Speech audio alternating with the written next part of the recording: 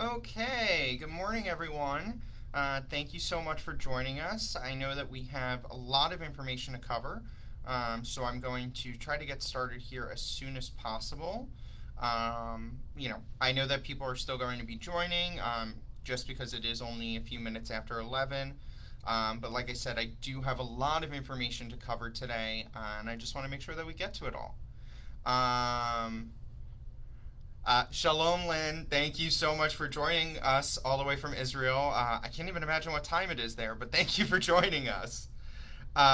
So let's get started. I think that there were three really major things that happened this week that I want to cover and really kind of go into some detail about before I open it up for questions. So first and foremost, all of our families and residents, as well as our staff, should have received a letter from Jay last night regarding our recent staff member who tested positive. Now, the staff member is an outside contractor. However, the individual has worked here on campus for quite a long time, and so we are treating it as we would, any other staff member of a positive case. So as the letter detailed, but just to go over the timeline again, this contractor last worked on campus on July 3rd in the Anshin Benderson building. Over that weekend, they began to experience some symptoms, and as our protocol calls for, they were immediately tested on that Monday. They have not been on campus since, but we did get their results yesterday, and they did test positive. Now, we are working on doing some additional contact tracing, but I can let you know that yesterday, any staff member or resident in the Anshin Benderson building that we had concern about potential exposure were tested, and so we are keeping a very close eye on that. Now, with that being said, we are looking at about a week since that individual has been on campus, so we are also paying very close attention to the ongoing health. Not that we don't always pay close attention, but really close attention to the ongoing health of our residents and staff to make sure that they're not showing any early symptoms of COVID. Of course, we know that COVID also appears as asymptomatic, which is why the testing is so important. Um, as you're all aware, this is the second, I'll call it potential exposure situation that we've had here on campus. The first being um, our staff member, I believe it was 2 weeks ago. Luckily for that case, it was a very, very different case. Um, the staff member had not been on campus. They were exposed after they had not been on campus, so there was no risk of exposure there. In terms of testing, if so all of our residents are going to be tested. That was already scheduled. We just expedited it slightly just so we can start getting results back faster. We're also going to continue doing some expedited testing today, and then Anshin and Benderson residents will finish being tested on Monday. Once we get all of those results, we will of course communicate with our families if for any reason any resident comes back positive. At this point, we don't think that's going to be a problem, but as always, if that does become a situation, first we would communicate with the family directly, and then we would announce that there was a positive case. Our Kobernik residents are going to be tested next Thursday and Friday. A memo is going to go out to them tonight with information on testing times. We're going to be doing it a little bit differently than we did last time. We're going to be splitting it over 2 days. Hopefully that means that residents shouldn't be stuck in their apartments for so long while waiting to be tested. And then, as we've been saying in multiple letters, the new state regulations require that our Anshin Benderson staff get tested every 2 weeks. And we've just gone ahead and made the decision that all Aviva staff, as well as all private duty aides on campus, must be tested every 2 weeks. So our entire staff will be tested the following week, the week of July 20th. So I believe our testing dates for our staff then are going to be the 21st and 22nd. As always, when it comes to testing, we really are going to prioritize. We're really going to prioritize the fact that if we have results that's when we're going to really communicate. I see a few questions from Carrie and Greg regarding if we're going to alert the families about who were specifically tested. At this point, I don't think the plan is to really kind of share that information because all residents are being tested anyway. So if there was any kind of potential exposure, again, we really don't think there is. This particular staff member was highly, highly cautious. They were wearing a mask. We were really just doing this in an abundance of caution. If you would like to know if a specific resident was tested, my suggestion would be you could always reach out to Amy Jackson or Teresa Martin if there's a concern there. But of course, all of our residents were planned on being tested anyway. So the expedited testing was just in an abundance of caution. Nothing about kind of a major risk, just being cautious. But again, if you would like to know about a specific resident, you can always reach out to our team at Anshin Benderson to get some more information. That would be my suggestion. But again, the expedited testing is not something that I would worry about or cause any panic at this point. It was just us doing so in an abundance of caution. The last thing I want to cover before I really open the floor for questions is visitation. I've gotten quite a few emails about visitation. As we all know, and as we've discussed over the past few weeks, we were really waiting to see what Governor DeSantis would decide on July 8th. July 8th was the date that his executive order was set to expire. I don't think this comes as a surprise as we see the drastic rise in cases here in the state of Florida, but that executive order has been extended for another 60 days. What that executive order does is it does suspend visitation to our Anshin Benderson building, or in truth, it suspends visitation to all skilled nursing facilities and all assisted living facilities.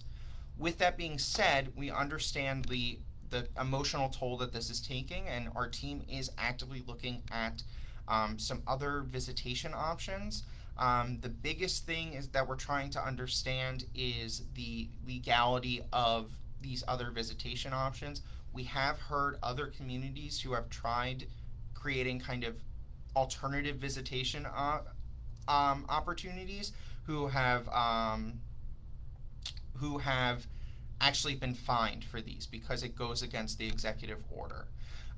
So we truly do understand the burden that this is placing, but I really want to stress that we are looking into alternative visitation options at this time, and I hope to have more information about that in the coming weeks.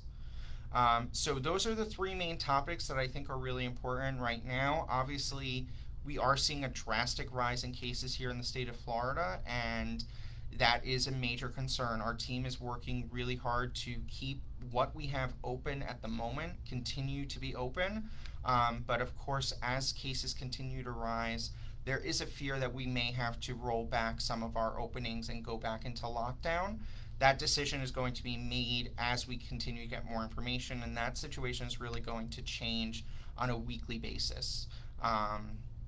So, we really appreciate, everybody keeping an eye out on their email for letters and things like that.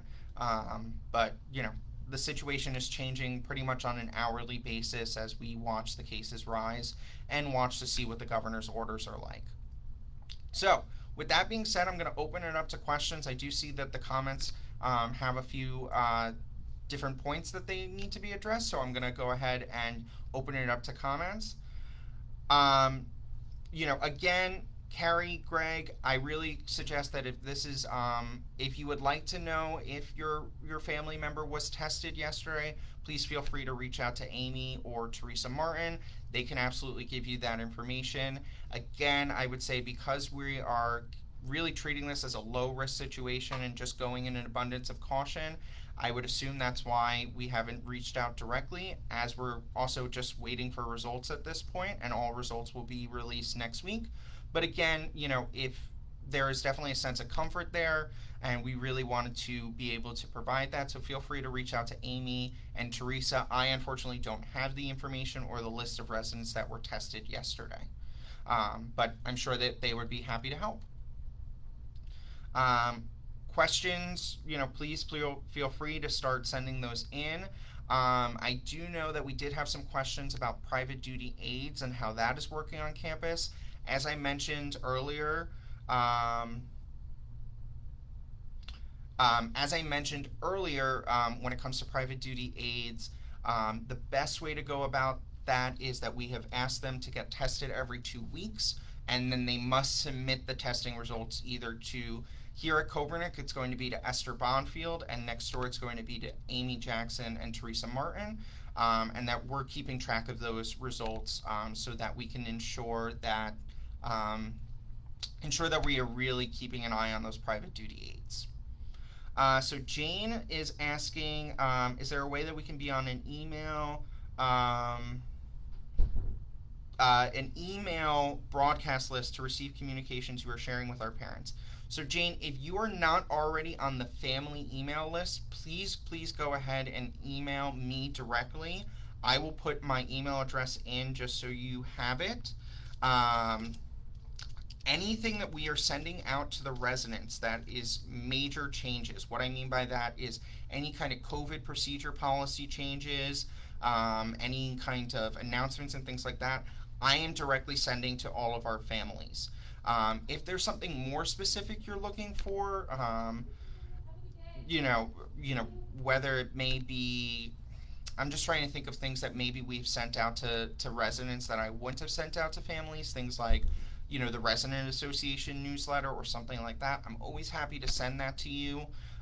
Or if you speak to your family member and they received a notice that they're not fully understanding, you can always feel free to reach out to any one of us and we're happy to send that to you. But I can tell you that 98% of the communication that the residents are receiving, you are receiving via email, and then sometimes you're actually receiving it before the residents, just based on when our distribution is.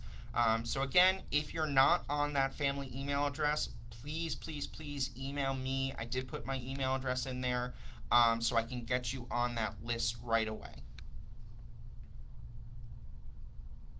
Okay. So Jill, I am going to just really quickly read your message. I know it's a little bit longer here.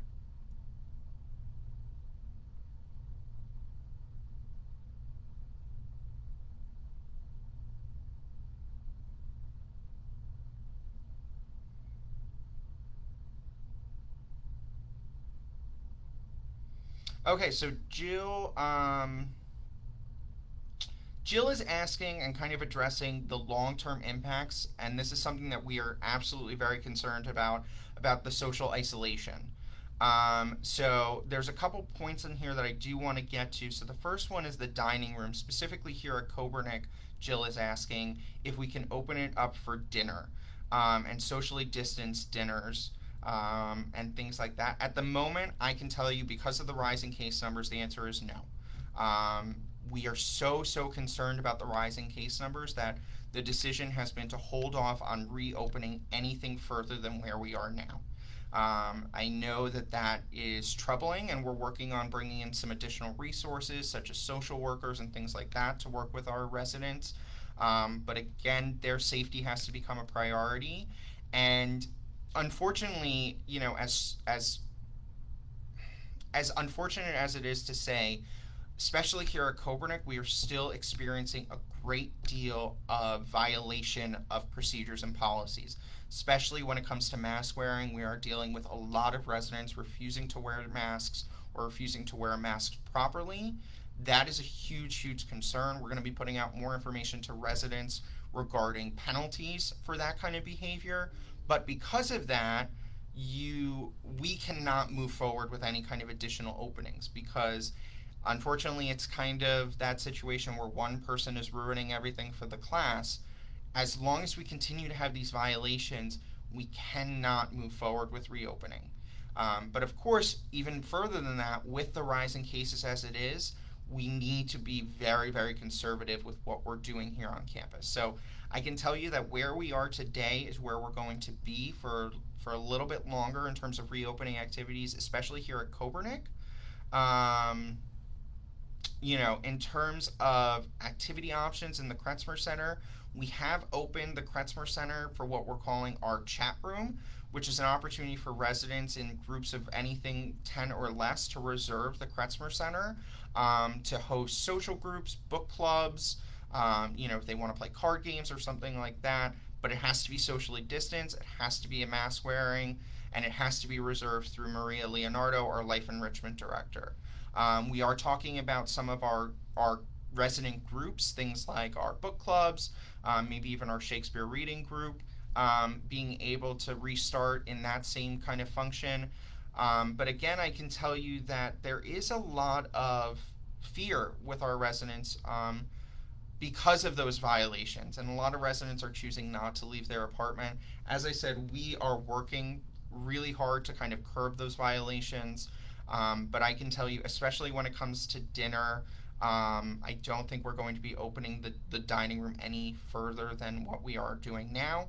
Lunch has been very, very popular, and I really, really encourage everyone to speak to their resident family members here at Kobernik, and ask them to consider having lunch out in the dining room at least once a week. I think it's a really great opportunity, and has really helped a lot of that social isolation. Um, Mitch, you're asking about the private duty aides again. So yes, so private duty aides are going to be required to be tested every 2 weeks. Esther here at Kopernik has a full list of those private duty aides, and we are following up with each and every single one of them to make sure that they are being tested every 2 weeks and that we're receiving those results. Now, with that being said, if you have a private duty aide caring for a resident and it is through an agency, I highly, highly recommend you reach out directly to the agency to get a better idea of what their COVID-19 policies are. Um, Unfortunately, we do not have the resources to test these private duty aides on our own, which is why we're kind of putting the responsibility on them. But I think it's safe to say that these agencies should be doing testing on a regular basis, and it's important that they hear from customers, which is users, like yourselves. So I really do encourage you to reach out to them, but on our end, we are requiring that testing every 2 weeks, and we are collecting the results. If someone refuses to comply with our testing, we will, of course, not allow them to enter campus, and we will contact you as well as the resident regarding that. Debbie and Jill, kind of going back to the social isolation of our residents, I completely agree. I understand that it is taking a toll on them, and we are trying, hard to figure out alternatives, ways for them to interact safely. But again, I think when we look at Kobernik, it is much harder to do that, because of, the independent nature of campus and independent nature of Kobernik itself and our residents. Some of them are making choices, and unfortunately, they are not good choices. Um, I know that's not the best answer I can possibly provide. As I said, it's something that we're desperately trying to find alternatives to. Um, but we're trying to balance the safety here with, the availability of programming.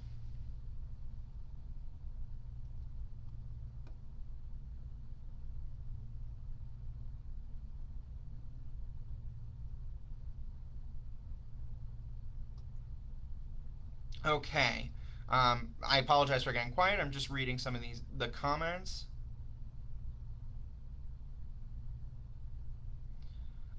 So Carrie, I'm going to say I'm reading your comment here, and I'm wondering if maybe some of these conversations should be had directly with the Anshin Benderson team, especially when it comes to your father's ongoing health. Um,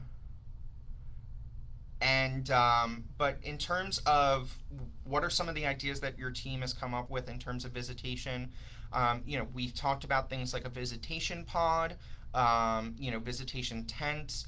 We are looking to see about the possibility of window visits. Again, a lot of that we need to go through our local and state contacts to make sure that it is acceptable. I know that when I say that, the immediate response is, well, there are other communities in Sarasota that are doing this. I absolutely agree with you. There are other communities that are doing this.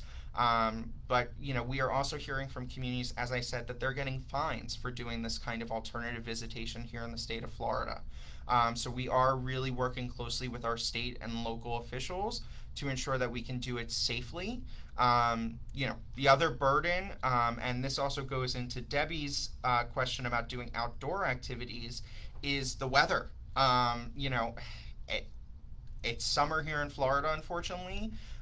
So some of the best options for visitation or for activities were, outdoor activities, but with the temperature reaching 100 plus degrees each day, those options are becoming increasingly limited because of the heat. I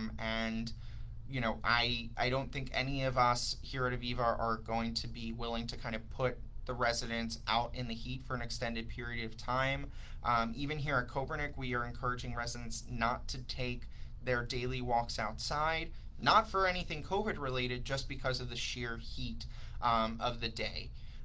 So that has kind of limited our outdoor interactions, but that's what we're looking into at the moment. Again, we really need to make sure that we can do these visitation options in a safe way, in an organized way, and in a way that is approved by the state government. So I see a couple people are talking, about different lunch options. I really do encourage that. That is a great way to interact Kopernik residents. And I also really encourage residents to talk about that Kretzmer Center chat room. They can speak directly to Maria Leonardo, and it can be a group, as large as as large as 10 residents at a time. So it's a great way. I know that we have one group of residents who kind of created their own almost like current events group. So they meet daily in the Kretzmer Center. It's a group of 10. So that's a great activity. It's a great way to kind of connect and socialize. Debbie, to your point, and don't worry, Lynn, I do see your question. I will get to that in one second. But Debbie, to your point, absolutely. Once the weather cools down, we can absolutely look at outdoor activities. That is something that we are excited and able to do. It is something that Aviva does on a regular basis. Obviously, the hope is that when that cooler weather gets here, maybe there is a little bit more flexibility. Maybe, the case numbers will hopefully be much lower than they are right now. But absolutely, cooler weather will definitely give us more flexibility to do a lot more things, outdoor activities, outdoor visitation, a lot more options. But right now, it's unfortunately a perfect storm where you have COVID-19 numbers on the rise. So, we obviously want to offer more outdoor activities, but then you have temperatures reaching, over 100 degrees each day, and that puts our residents at risk. So, cooler weather, hopefully we'll see in September and October, and then, of course, you'll see a lot more outdoor activities, small groups, things like that. Lynn, what's the status of the fitness center? So the fitness center and fitness classes are still operating the same way that they were. So that means that the fitness center is available by reservation. They can just go ahead and sign up with Margie in the fitness center. Again, this is specifically at Kopernik. Fitness classes, we are still doing classes of 10 residents or less. And again, that's on a first come, first serve basis, but all of those classes are listed on the weekly calendar. And I know that the classes have been attended pretty well. There are a few that are not being attended as fully. We do have a lot of classes in the afternoon that are actually not being filled. So I definitely encourage, again, this is a great way to show kind of the partnership between Aviva staff and families. We have these available, but we need your help to really encourage residents to go out and take advantage of this stuff. It's not ideal. The situation is anything but ideal. But we are trying really hard to find alternative options. Now the next step is to really help residents understand that there is a safe way to take advantage of these options. And, you know, in truth, if we really think about it, the safe way to do that is not super difficult. As long as residents are wearing their masks, as long as they're social distancing, and as long as they are properly hand washing. If those three things occur in every resident here at Coburnick, we would be in such a great place, in such a great, safe environment that we may be able to do increased activities. We may be able to do increased offerings. But again, you know, we are really, really struggling to get that adherence, and that's where and I've said it multiple times on streams, like this. I'm begging you on behalf of the staff of Aviva to really communicate with your loved ones that we need them to adhere to our policies. Go over with them how to properly wear a mask. It must cover your nose. It must cover your mouth. I know a lot of them have had concerns that they're having trouble hearing through the masks, and I understand that makes it more difficult, especially when you socially distance. But again, just because that may be the case doesn't mean that the safety isn't the priority. I really encourage residents and families to talk about alternatives. I've noticed that not a lot of our residents are wearing cloth masks. A lot of them are wearing some form of an N95 or KN95 mask. I think the cloth masks are going to be easier for them. They're going to be more comfortable. They can purchase a cloth mask. They can purchase a cloth mask through the grocery store, or they can look to order a cloth mask online. Any of our staff are happy to help them with that anytime.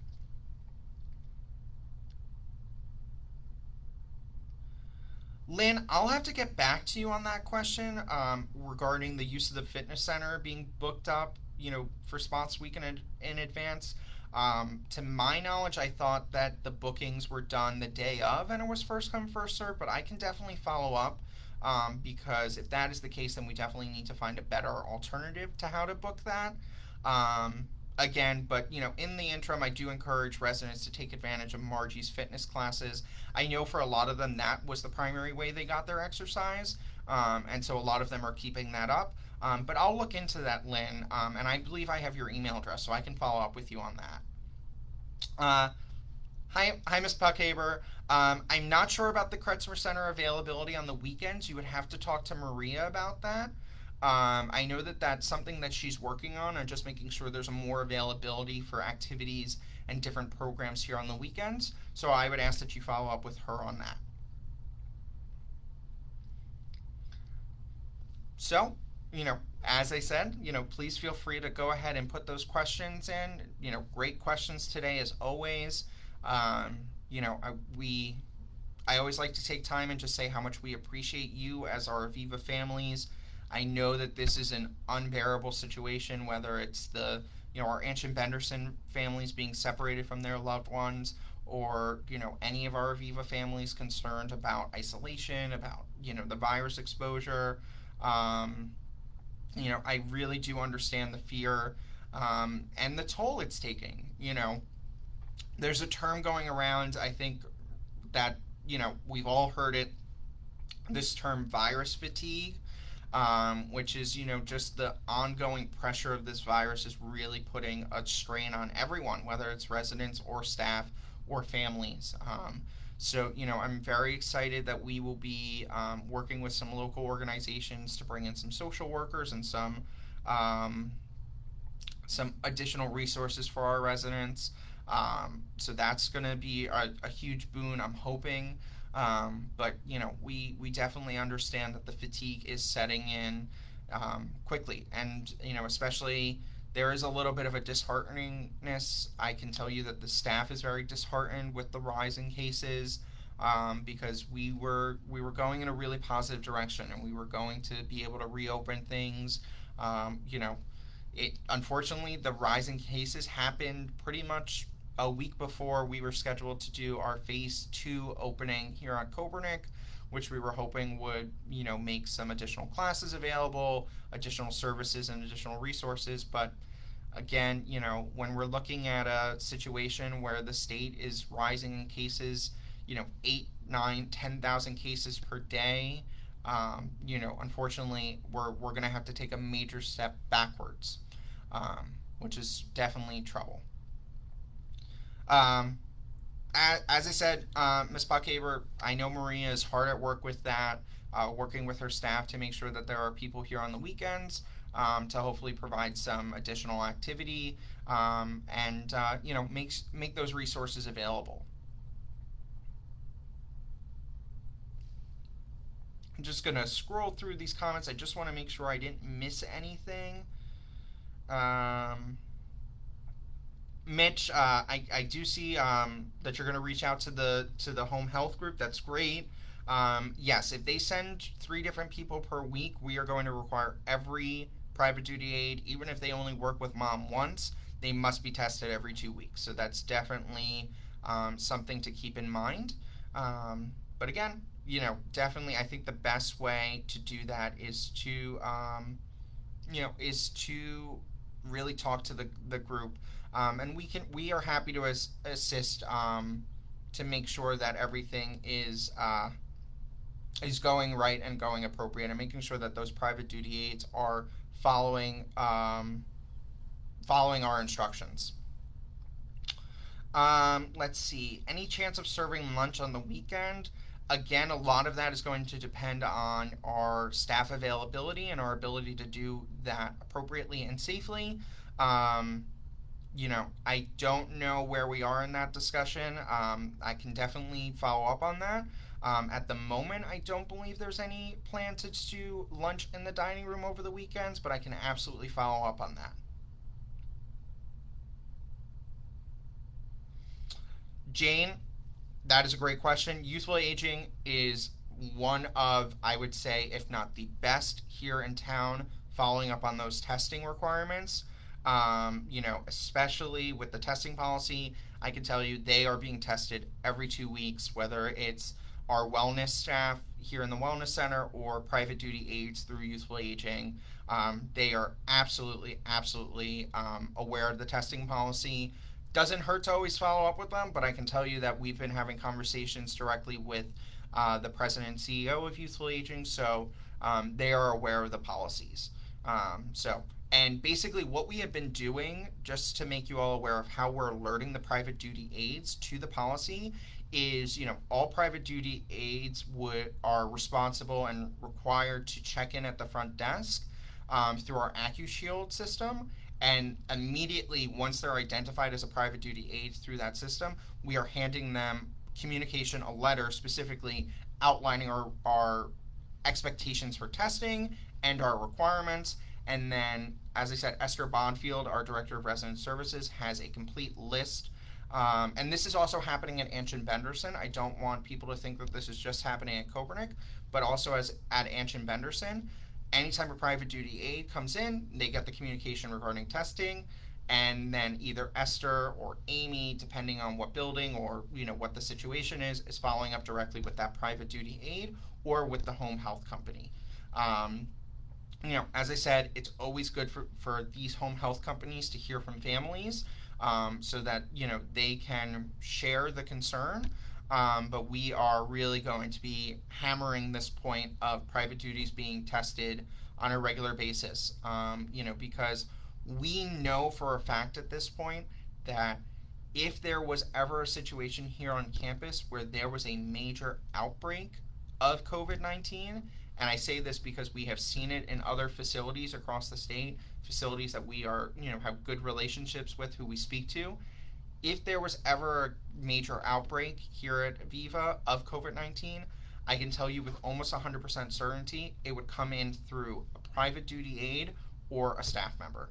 And that is just because these are the individuals that are out and about in the community, just like you and I are. They are taking every precaution as medical professionals. That is our responsibility to carry our precautions with us, regardless if we are in work or out of work. But just like you, we definitely need to go to the grocery store and things like that. So that is why testing of our staff and private duty aides is a top priority for us, because we know that is the weakest point in our kind of COVID-19 shield, and that is something that we are going to make our priority from now until,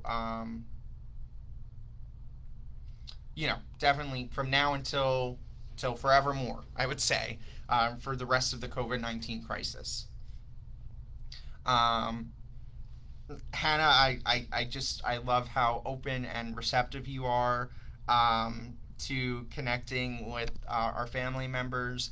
It is a great way, if you do have a concern about your specific family member, maybe with some isolation, um, please feel free to reach out to me or to Esther, and we can, keep an eye on the resident, make sure that they are going out and about, taking advantage of the lunch option, taking advantage of fitness classes, taking advantage of the Kretzmer Center chat room, things like that. We're always happy to kind of put a watchful eye on any particular resident, that we might have some concerns about, or that you as a family member might have concerns about. So Jill or Debbie, or Lynn, Lynn, I know that you and I have been kind of talking behind the scenes, but you can always feel free to shoot me an email. I will always add my email address to the end of this, as well as in the recap video. Please give me a heads up. Your family members better than I ever could. Despite that, I do, try my best. And we're always happy to kind of put a little bit of a more watchful eye, and as well as give a little bit of a gentle push, to make sure our residents are taking advantage of what we can offer them, during this crisis. So we're just about at the 40-minute mark here. As always, I like to keep, aware of time. I don't want anybody to feel like they have to sit and listen to me for the entire day. But I just want to once again open the floor to questions, concerns. If there's a specific topic that you would like me to kind of speak on, you can feel free to throw it into the comments. If there's something specific that you would like me to follow up on privately, again, I'll go ahead and type my email address in just so it's there a couple times. You can go ahead and, shoot me an email. I have had the pleasure of talking to many of you over email. So feel free to email me. I'm always available, regardless of what the situation is. As I like to tell the residents, even if I don't know the answer, I'm going to do my best to make sure, that I find it out.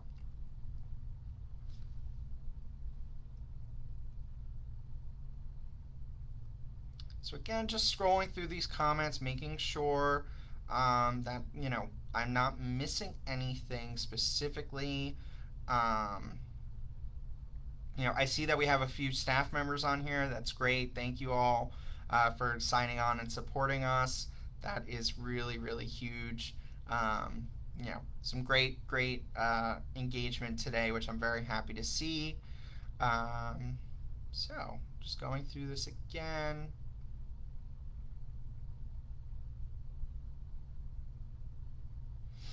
Jill, great question. Is the rotunda available for residents to sit and talk with one another? If residents are wearing masks, socially distancing, practicing, that good washing of the hands, as well as not gathering in groups too large, then absolutely they can come and sit in the rotunda and talk, have a little bit of a chit chat. We are asking them not to eat or drink in the rotunda because that involves them removing their mask. And again, then we have a little bit of a difficulty getting them to put the mask back on. But yeah, if your mom has a group of friends, maybe 4 or 5 friends that just want to come down, socially distance and chit chat in the rotunda, absolutely. I really want to stress that our residents we're not telling our, residents to lock themselves in their apartments. I know that it's limited because of the lack of activity, or the lack of dining or things like that. But we are encouraging our residents to come out of their apartments and find ways to interact with each other in a safe manner. That, I think, is the biggest thing that we're kind of getting a hold up on, is that safe manner, is that people are not properly wearing their masks. People are not social distancing. So that is the biggest thing right now that we are dealing with as a staff. But yes, residents are encouraged. Come, take a walk through the building. As long as you're doing it safely, that is all that matters to us. And the safer we can get our residents to be, as I said, the safer our residents are, the more opportunities we can open up. And even that may, especially as, hopefully in the next few weeks we see those case numbers begin to drop out a little bit, we can absolutely start to look for new opportunities for activities and engagement, as long as we're seeing that the community here is being safe and being, and making those good decisions.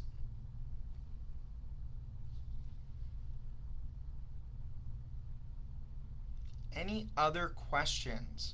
I know that I usually, when I do these Facebook Live videos, I like to have more concrete answers for you all.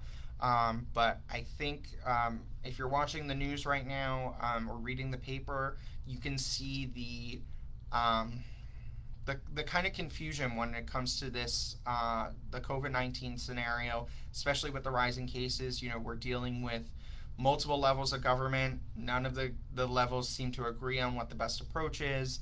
We're dealing with a large portion of the population that, is dealing with that, dealing with that virus fatigue and are kind of making those bad decisions out in the community. So things are pretty much fluid, changing on an hourly basis. So I do like to come to these Facebook Lives with a little bit more concrete answers than I did today. But as I said, please feel free to email me or any of the Aviva team so we can follow up on anything that you may be concerned about. Mitch, it's actually funny, Mitch is saying about a see-through mask. Maria Leonardo was just in my office, and she and I were talking that they are now selling masks with clear cutouts where the mouth is. It's like a clear sheen, I don't know, plastic, so people can see the mouth. And it was specifically designed for people with hearing loss or who were deaf. So yeah, Greg, absolutely. So those masks are great. I would love to see more of our residents transition to things like cloth masks. Just because I do think that they are more comfortable for extended wear, as well as they're a little bit more breathable than the N95 ones. So I definitely encourage our residents to investigate cloth masks, or as we're saying, these see-through through masks. So the mask market is blown up. You can find a mask in about every different color and scheme and design that you possibly can. As I've been telling people, I'm expecting that we're going to be asked to wear masks for a very long time.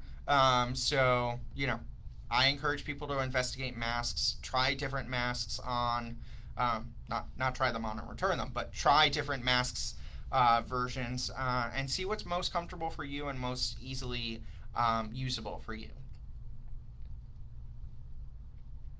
So with that, we're at the 45-minute mark. So, again, in closing, I just want to thank everyone for your patience, your flexibility, your generosity and support. We really do appreciate it.